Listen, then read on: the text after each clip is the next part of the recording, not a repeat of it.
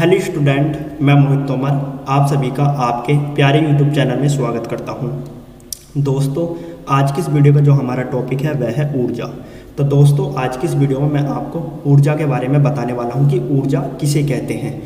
ऊर्जा की परिभाषा आप अपने एग्जाम में किस तरीके से लिखेंगे, ऊर्जा का सूत्र क्या होता है, ऊर्जा का मात्रक क्या होता है। तो दोस्तों, आज की इस वीडियो में मैं आपको ये सारी बातें बताने वाला हूँ, समझाने वाला हूँ और लिखवाने वाला हूँ।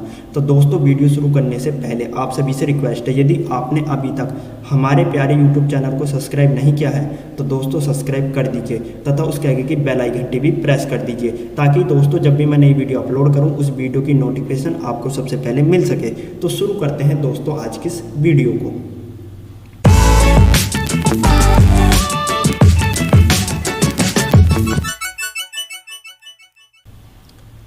तो दोस्तों, आपको हेडिंग डालनी है ऊर्जा। क्या हेडिंग डालनी है दोस्तों? ऊर्जा।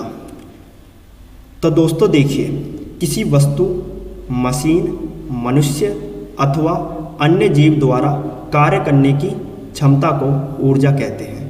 कार्य करने की क्षमता को क्या कहते हैं दोस्तों? ऊर्जा कहते हैं।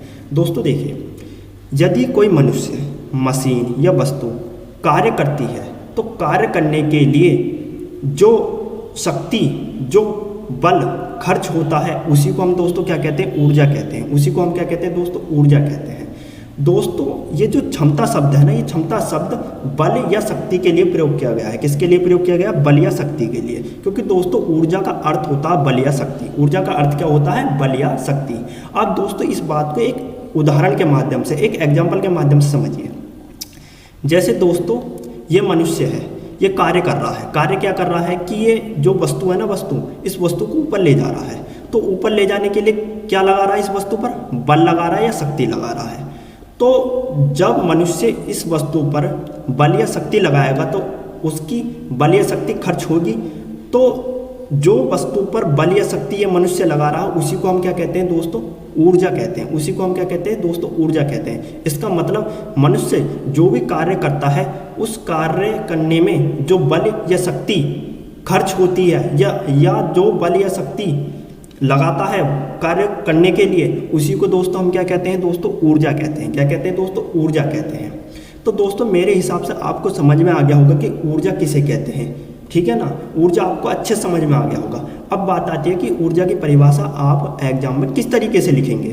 तो दोस्तों आपको पहले तो हेडिंग डालनी है परिभाषा, और उसमें आपको लिखना है किसी वस्तु, मशीन, मनुष्य अथवा अन्य जीव द्वारा कार्य करने की क्षमता को ऊर्जा कहते हैं। क्या कहते हैं दोस्तों? ऊर्जा कहते हैं। तो इस तरीके से तो दोस्तों आपको एग्जाम में ऊर्जा की परिभाषा लिखनी है। इसके बाद दोस्तों आपको एक लाइन छोड़ के और बात लिखनी है ऊर्जा के बारे में जो महत्वपूर्ण है। जैसे ऊर्जा एक भौतिक राशि है, इसमें न तो द्रव्यमान होता है और न ही यह स्थान घेरती है।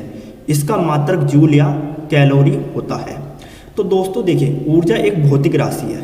ऊर्जा क्या है? एक भौतिक राशि है। और ऊर्जा में ना तो द्रव्यमान होता है और ना ही यह स्थान घेरती है। और ऊर्जा का मात्रक क्या होता है? जूल या कैलोरी होता है। ऊर्जा का मात्रक आप जूल भी लिख सकते हैं और कैलोरी भी लिख सकते हैं।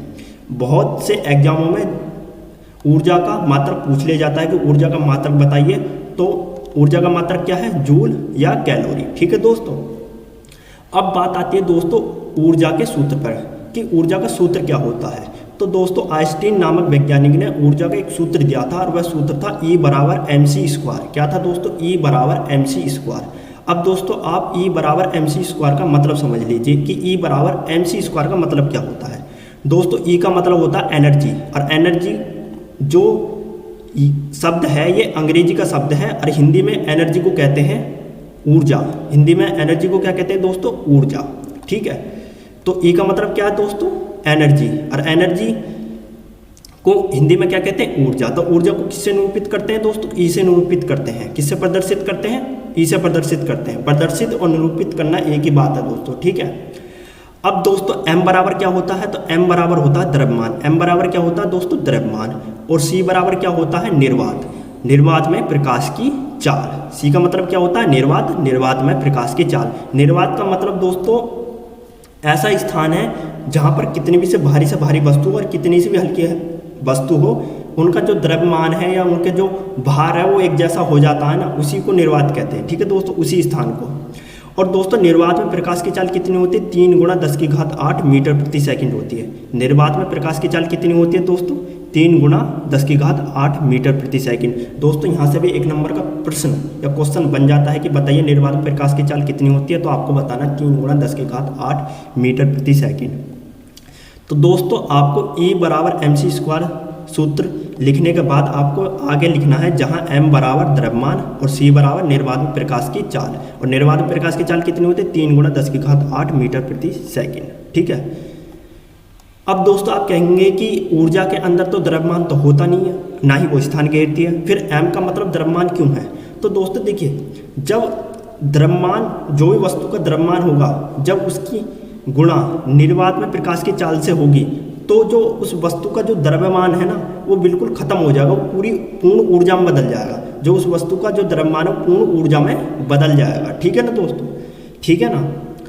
तो दोस्तों मेरे हिसाब से आपको ऊर्जा की परिभाषा समझ में आ गई है, ऊर्जा का मात्रक भी आपको समझ में आ गया है, ऊर्जा का सूत्र भी आपको समझ में आ गया है। ठीक है। तो मैंने दोस्तों ऊर्जा की सारी बातें आपको समझा दी हैं, परिभाषा, मात्रक, सूत्र। ठीक है।